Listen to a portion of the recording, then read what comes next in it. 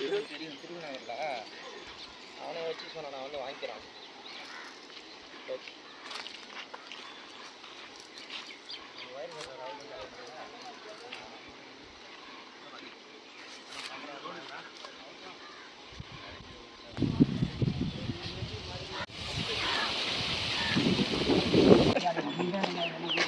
அப்படி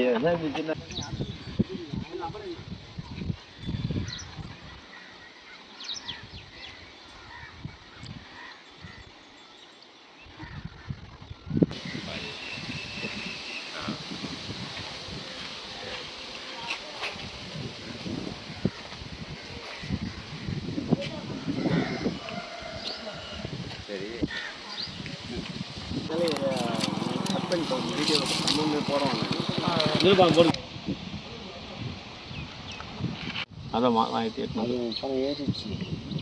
என் பேர் முருகங்க.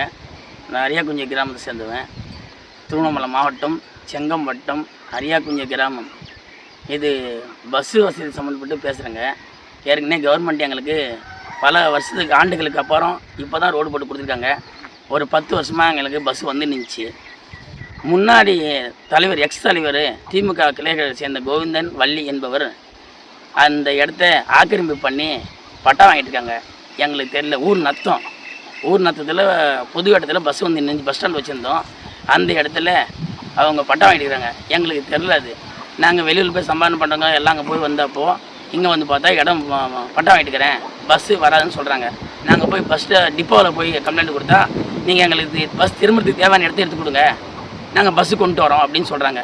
எங்களால் ஒன்றும் பண்ண முடியலங்க. இதுக்கு மாவட்ட ஆட்சித்தலைவர் கொஞ்சம் மனசு வச்சு எங்கள் ஊர் கோரிக்கை நிறைவேற்றி கொடுங்க. ஒரு பாம்பு கஷ்டாலோ இல்லை பெரியவங்க உடம்பு சரினாலோ ஸ்கூல் பசங்களோ எங்கேயும் பஸ் இல்லாமல் போக முடியல. எங்களுக்கு 2 வீலர் வசதியும் கிடையாதுங்க. இந்த பக்கமும் 5 கிலோமீட்டர் காடு, இந்த பக்கம் காடு தான் எங்களுக்கு. நாங்கள் காட்டில் வாழ்கிற மாரி இருக்கிறோம்.